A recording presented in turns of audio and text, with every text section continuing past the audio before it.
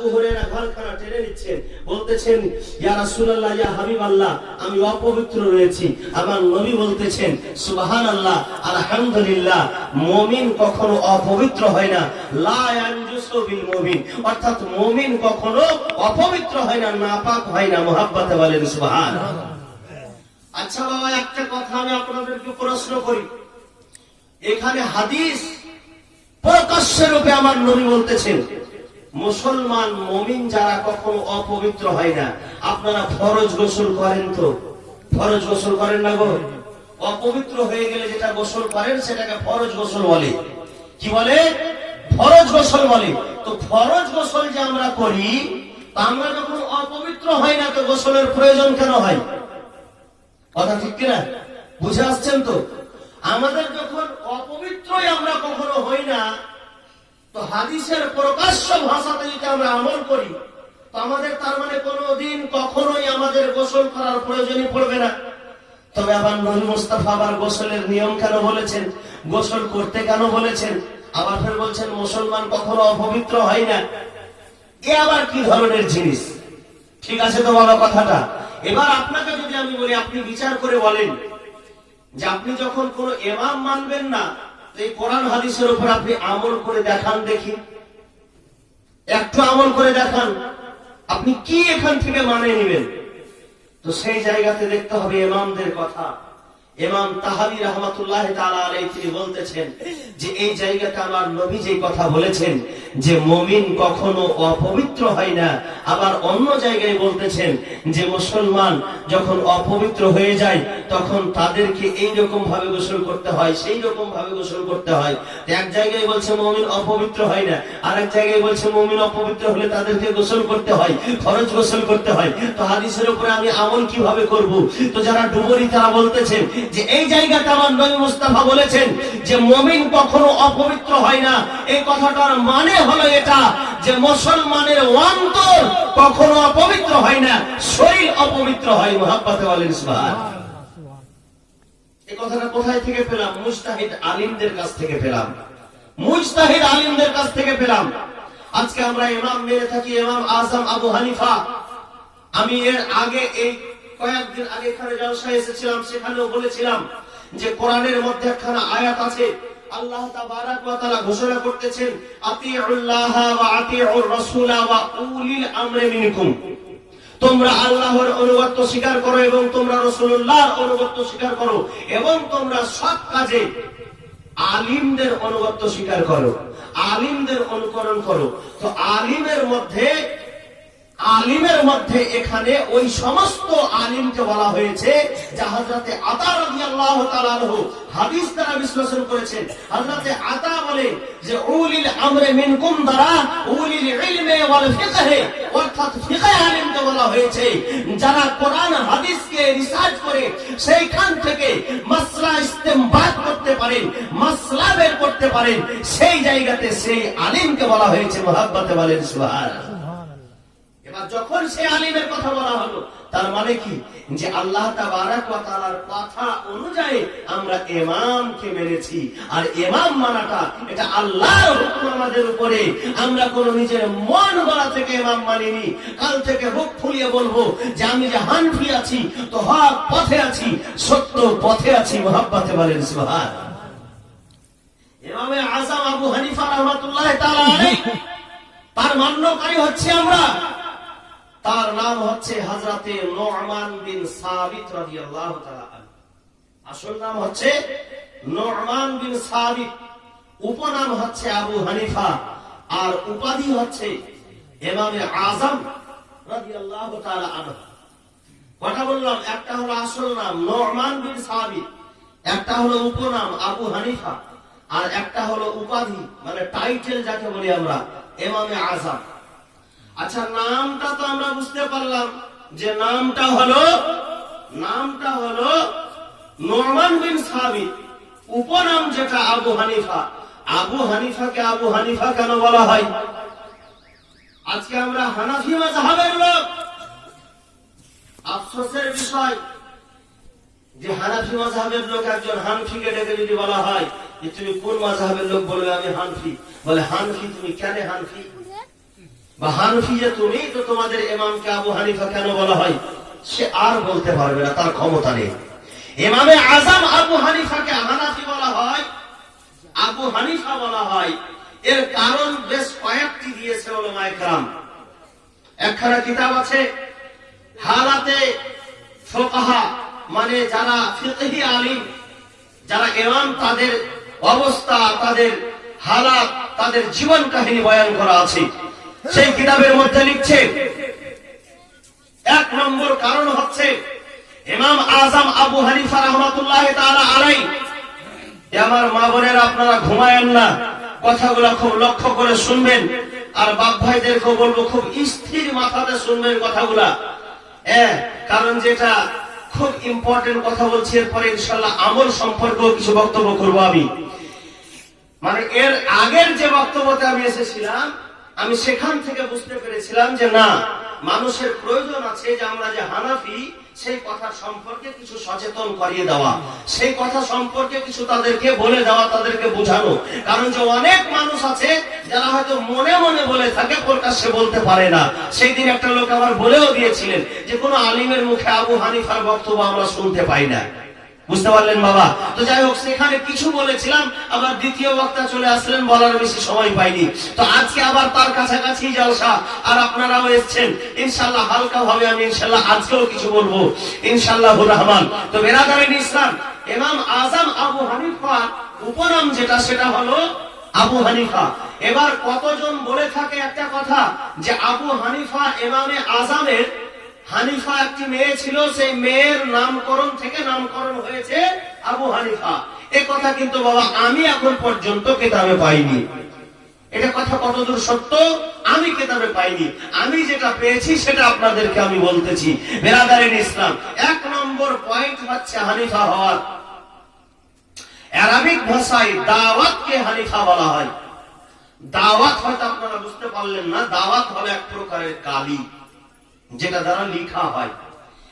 যারা painting master আছেন বা যারা আর্টস করতে পারেন, তারা কিন্তু ওই দাওয়াত দিয়ে, কালি দিয়ে কিন্তু লিখে। মনে করেন সেই কালি কুফার জামে মসজিদে 400 খানা দাওয়াত রাখা থাকতো। কুফার জামে মসজিদে সব কিন্তু ওই দাওয়াত দিয়ে লিখত। আর ইমামে আজম রাহমাতুল্লাহ তাআলা আলাইহির শাগরিদ সব, মানে তাদের ইমামে আজমের ছাত্র সমূহরা সেই দাওয়াত দিয়ে লিখতেন। আর সেই কুফার জামে মসজিদে অসংখ্য দাওয়াত জমা থাকার জন্য, আর ইমামে আজম হচ্ছেন সেই জায়গার হেড ডিপার্টমেন্টে, ওই জন্য ইমামে আজমকে আবু হানিফা বলা হতো, অর্থাৎ দাওয়াত সমূহের বাবা। মুহাব্বতে বলেন সুবহানাল্লাহ। এটা হলো এক নম্বর কথা। দ্বিতীয় নম্বর কথা হচ্ছে হানিফা বলা হয়, হানিফা মিল্লাতে হক, অর্থাৎ বাতিলকে বর্জন করে, অসৎ পথকে বর্জন করে সৎ পথে, হক পথে অটল থাকার নাম হচ্ছে হানিফা। ইমামে আজম আলাইহির রাহমাতুর রিজওয়ান অসৎ পথকে বর্জন করে হক পথে সারা জীবন অটল ছিলেন বলে তাকে আবু হানিফা বলা হতো। এটা দ্বিতীয় নম্বর কারণ। তৃতীয় নম্বর কারণ হচ্ছে যে মায়ে মুস্তামাল কে ইমামে আজম রাহমাতুল্লাহ আলাইহি বৈধ করার দিলেন না, জায়েজ বললেন না। আচ্ছা, মায়ে মুস্তামাল আপনারা বুঝতে পারলেন না, ব্যবহারকৃত পানিকে বলা হয় মায়ে মুস্তামাল। মায়ে মুস্তামাল, 1 লোটা পানি নিয়ে আসলেন, 1 লোটা পানিতে আপনি হাত ডুবিয়ে পানি উঠালেন, পানির ভিতরে হাত ডুবিয়ে পানি উঠালেন, দিয়ে উযু করলেন, সেটা সঠিক নয়। কারণ যখনই হাত ডুবালেন সেই পানিটা মুস্তামাল হয়ে গেল, মানে তাকে ইস্তেমাল করা বলা হয়। যেমন আপনাকে কথা বলি, মায়ে মুস্তামাল পবিত্র থাকে কিন্তু পবিত্র করার ক্ষমতা রাখে না। বেরাদারিন ইসলাম, আমি আপনাদের সম্মুখে যে কথাগুলি বলি ইনশাআল্লাহুর রহমান, কথাগুলি খুব লক্ষ্য করে শুনবেন। যখন আপনি উযু করলেন, উযু থেকে যে পানিটা বেরিয়ে আসলো, সেই পানিটা যদি একটা গামলাতে রাখেন, সেই পানিটা কি অপবিত্র হয়েছে? অপবিত্র হয়েছে? হয়নি, কারণ সেই দ্বারা উযু করলেন। সেই পানিটাকেই মায়ে মুস্তামাল বলা হয়। পবিত্র আছে কিন্তু পবিত্র আর করবে না আপনাকে, মানে তা দ্বারা আবার দ্বিতীয়বার উযু করা চলবে না। একে বলা হয় কি? মায়ে মুস্তামাল। তো যখন মায়ে মুস্তামালকে আমার ইমামে আজম বললেন নিষিদ্ধ, মায়ে মুস্তামাল দ্বারা ওযু করা নিষিদ্ধ। তো প্রথম যুগের লোটা থেকে যখন পানি উঠাতেন তো ওই লোটার ভিতরে হাত ডুবিয়ে দিতেন আর পানিতে ওযু করতেন। ইমামে আযম যখন দেখলেন যেটা বৈধ না, তখন তিনি সেটার উপরে ফতোয়া জারি করলেন। তখন লোক কি করলো, এই যে আমাদের দিকে একটা লোটার আবার নল থাকে না, কি বলে ওটাকে, বদনা, ওটাকে বলে বদনা। ওই কাঁসার লোটা থাকে, তারপরে সিলভারের লোটা থাকে, ওর মধ্যে একটা লল থাকে, ওটাকে বলা হয় লোটার টুটি। কি বলা হয়? টুটি। হানিফা শব্দের একটা অর্থ কিন্তু আবার টুটি। হানিফা শব্দের অর্থ টুটি।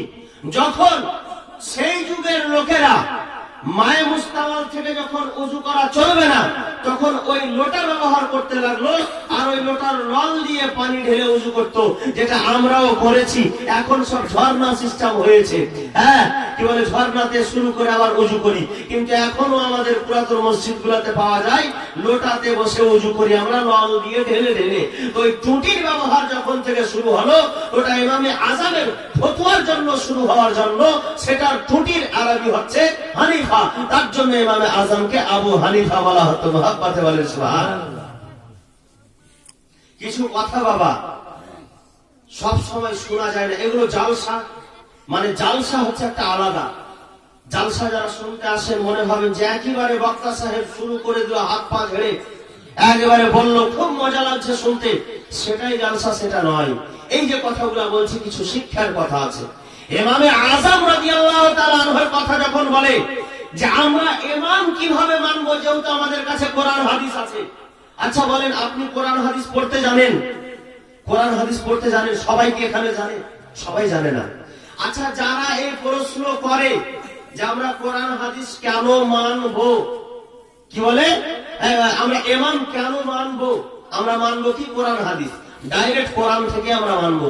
তো তাদের মধ্যে কি সবাই কোরআন হাদিস পড়তে জানে? তাদের মধ্যেও জানে না। তো তারা কি করে, তারা নিজের গ্রামের যে ইমাম, যে ইমামতি করে, নামাজ পড়ায়, বা যে মাদ্রাসার মাওলানা, তাদের কথার উপরে কিন্তু তারা আমল করে। মানে ওরা বলে কোরআন হাদিস থেকে, আর সেই কথাটার উপরে আমল করে। কি করে? আমল করে। কিন্তু এখনকার বর্তমান যুগের আলিম কতটুকু আর পড়া, কিন্তু ইমামে আযম কতটুকু পড়া ছিলেন। তুমি তোমার গ্রামের মোল্লা মুন্সির কথায় আমল করবা, তোমার জন্য জায়েজ হতে পারে। আর আমি একজন ইমামে আযম, যিনি সাহাবীর কদম ধুলি পেয়ে তাবী হওয়ার সৌভাগ্য পেয়েছিলেন, যেই ইমামে আযম আজ থেকে প্রায় কি বলে যে 1300-1350 বছর আগে 85,000 মাসলাকে নিজে ইস্তেমবাদ করেছেন, কোরআন হাদিস থেকে বের করেছেন, যার দরবারে সব সময় 40,000 ইমাম, 40,000 আলিম শিক্ষা অর্জন করতেন। যেই ইমামে আযমের শিক্ষক একজন দুইজন নয়, প্রায় 4,000 শিক্ষকের কাছে ইমামে আযম শিক্ষা অর্জন করেছেন। যেই ইমামে আযমের শিক্ষক ডাইরেক্ট হযরতে আনাস বিন মালিক, যে ইমামে আযমের শিক্ষক সাহাবী রাসূল, সেই ইমামে আযমের আবু হানিফার কথা আমরা কেন মানতে পারি না? মুহাব্বতে বলেন সুবহানাল্লাহ। বলে তুমি নিজের গ্রামের পাড়ার মোল্লা মুন্সির কথা মানতে পারো, আর আমি ইমামে আযমের কথা মানতে পারি না। যে ইমামে আযমকে 6 লক্ষ হাদিস মুখস্থ ছিল, যে ইমামে আযম কোরআন হাদিসের সমুদ্রে এত দূর পর্যন্ত ডুবে গিয়েছিলেন। বেরাদারের ইসলাম, আর একটি মজার কথা আপনাদেরকে আমি বলে দিই, যে ইমামে আযমের কথা আমার নবী মুস্তাফা বলে গিয়েছিলেন। মুহাব্বতে বলেন সুবহানাল্লাহ। হাদিস খানার রাবীকে আবু হুরায়রা রিওয়ায়াত করতেছেন। হযরতে আবু হুরায়রা বলতেছেন যে আমার নবী মুস্তাফা সাল্লাল্লাহু আলাইহি ওয়াসাল্লাম বলতেছেন যে আমাদের পরে কিছু লোক হবে যাদের সঙ্গে আমাদের মুলাকাত হবে না, তারা সুবহানাল্লাহ।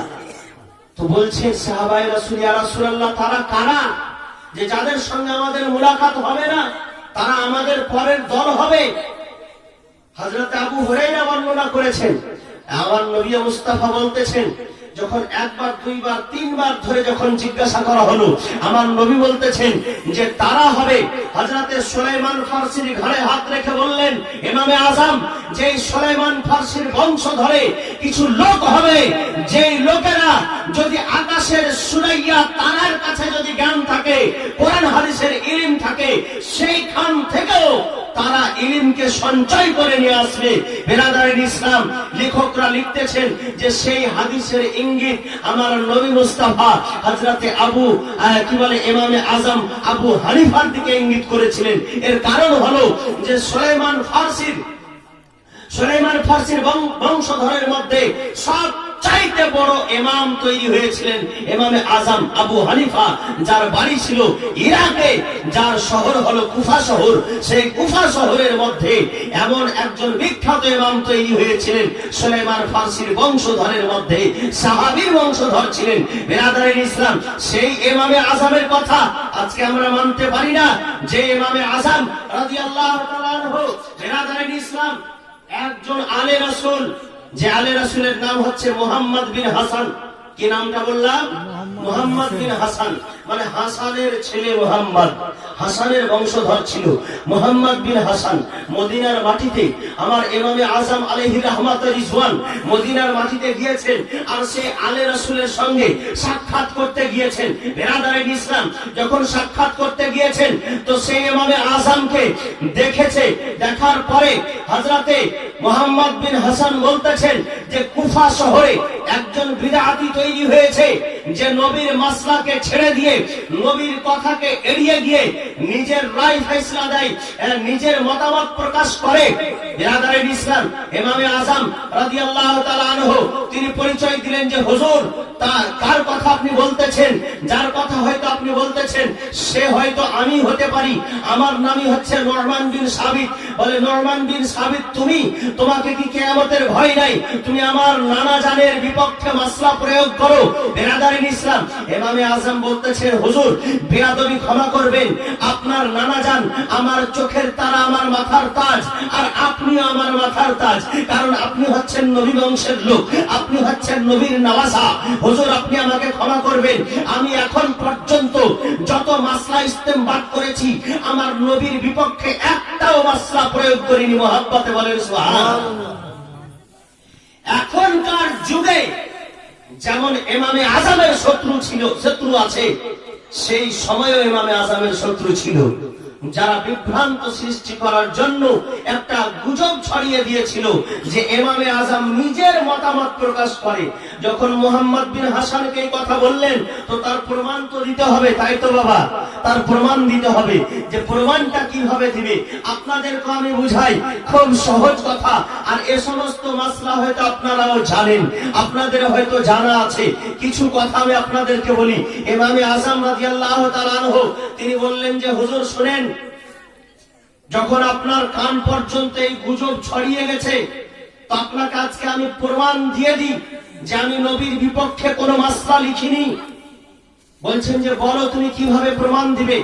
বলে হুজুর আপনি বলেন, আপনারা কেউ জিজ্ঞেস করছে, আপনাদের হয়তো জানা আছে কিনা। হযরতে ইমামে আজম বলতেছেন যে পেচ্ছাব বেশি অপবিত্র না বীর্য বেশি অপবিত্র? মাসলার কথা বাবা, কেউ একটু এদিক ওদিক ধ্যান দিবেন না, খুব লক্ষ্য করে শুনবেন। বাংলা ভাষায় যাকে বীর্য বলে, উর্দু ভাষায় তাকে মানি বলে। বলে বীর্য বেশি অপবিত্র না পেচ্ছাব বেশি অপবিত্র? মুহাম্মদ বিন হাসান বলতেছেন যে পেচ্ছাব বেশি অপবিত্র। কি বেশি অপবিত্র? পেচ্ছাব বেশি অপবিত্র। হয়তো আমরাও সেই মাসলাটা জানি কিনা, সবাই জানে না। বিরাদারিন ইসলাম, পেচ্ছাব বেশি অপবিত্র। ইমামে আজম বলতেছেন যদি আমি আমার নিজের মতামত প্রকাশ করতাম তো পেচ্ছাব যেহেতু বেশি অপবিত্র, যখন মানুষ পেচ্ছাব করত আমি তাকে গোসল করার হুকুম করতাম, গোসল তার উপরে ফরজ করতাম, কিন্তু আমি তা করিনি। আমার নবীর হাদিসে আছে বীর্য বের হলে গোসল ফরজ হয়, পেচ্ছাব বের হলে গোসল ফরজ হয় না। আমার মাসলাতেও সেটা আছে, পেচ্ছাব বের হলে গোসল ফরজ হয় না, বীর্য বের হলে গোসল ফরজ হয়। মুহাব্বতে বলেন সুবহানাল্লাহ। মাসলা মাসাইলের কথা বাবা। একটা কথা আর আপনাদেরকে বলি, এটা হচ্ছে মেয়েদের মাসলা, মায়েদের মাসলা, কিন্তু জানা খুবই প্রয়োজন। মায়েদেরকে যখন মেন্স হয়, আমার মাকেও হয়, আমার বোনকেও হয়, সবাইকেই হয়। মেয়েদেরকে যখন মেন্স হয়, যাকে ঋতু বলা হয়, মেন্স যখন হয় তখন তাদের উপরে নামাজ মাপ থাকে, থাকে না বাবা? মাসলা যেটা আমি বলছি, নামাজ মাপ থাকে তাদের উপরে। কিন্তু যদি রোজার মাসে কোনো আমার মাকে মেন্স হয়ে যায়, তার উপরে কি রোজা মাফ হবে? রোজা মাফ হবে না, রোজা মাফ হবে না। এবার আমার ইমাম আজম আবু হানিফা মুহাম্মদ বিন হাসানকে বলছেন যে হুজুর, সৈয়দ আলী রাসূল মুহাম্মদ বিন হাসান বলে, হুজুর আপনি বলেন নমাজের বেশি মর্যাদা না রোজার বেশি মর্যাদা? মুহাম্মদ বিন হাসান বললেন যে নমাজের বেশি মর্যাদা। কিসের বেশি মর্যাদা? নামাজের বেশি মর্যাদা। আমার নবী মুস্তাফা বলেছেন ঈমানের পরে পরে যেটি খুঁটি সেটি হচ্ছে নামাজ। ঈমানের পরে পরে যেটি খুঁটি দ্বিতীয় নম্বর সেটি হচ্ছে নামাজ। ইসলাম ধর্মের মধ্যে পাঁচখানা খুঁটি, পাঁচখানার মধ্যে এক নম্বর হচ্ছে ঈমান, দ্বিতীয় নম্বর হচ্ছে নামাজ, তৃতীয় নম্বর হচ্ছে রোজা, চতুর্থ নম্বর হচ্ছে হজ, পঞ্চম নম্বর হচ্ছে যাকাত। এটা হচ্ছে পাঁচখানা আমাদের ইসলাম ধর্মের মধ্যে খুঁটি। তো দ্বিতীয় নম্বরে যেটা আছে সেটা হলো নামাজ, আর তৃতীয় নম্বরে রোজা। তার মানে কি নামাজের মর্যাদা বেশি। হযরত ইমাম আজম বলতেছেন যে নামাজের মর্যাদা বেশি আর রোজার মর্যাদা কম। যদি আমি নিজের ব্রেনে মাসলা দিতাম, মাসলার ব্রেনটা এটাই বলতেছে যে যার মর্যাদা কম সেটা মাফ হওয়া প্রয়োজন, যার মর্যাদা বেশি সেটা কাজা করা দরকার। কিন্তু আমার নবী বলেছেন যে যাই মায়েদের মেন্স হবে, যে সমস্ত মহিলাদের মেন্স হবে, মেনসিক অবস্থায় নামাজ মাফ হয়ে যাবে কিন্তু রোজা মাফ হবে না। ইমাম আজম বলতেছেন হুজুর আমার মাসলা আপনি খুলে দেখেন, আমিও লিখেছি কিতাবের মধ্যে যে মেনসিক অবস্থায় রোজার কাজা করতে হবে কিন্তু নামাজ মাফ হয়ে যাবে। মহব্বতে বলেন সুবহানাল্লাহ। কত সুন্দর মাসলা, কোরআন সুন্নাতের মোতাবেক আমার ইমাম আজমের মাসলা। ইমাম আজম আর একটি কথা বললেন যেটা ছেলে এবং মেয়ে দুই পক্ষেরই জন্য মাসলাটা খুব জটিল মাসলা। শুনেন, ওয়ারিসের মাসলা, যেটা আমরা মিরাস বলে থাকি। বাবা মরে গেছে, জমি জমি ভাগ করতে হবে না, সেটা মিরাসের মাসলা। মাসলা গেল খুব কড়া জিনিস কিন্তু বুঝাটা দরকার।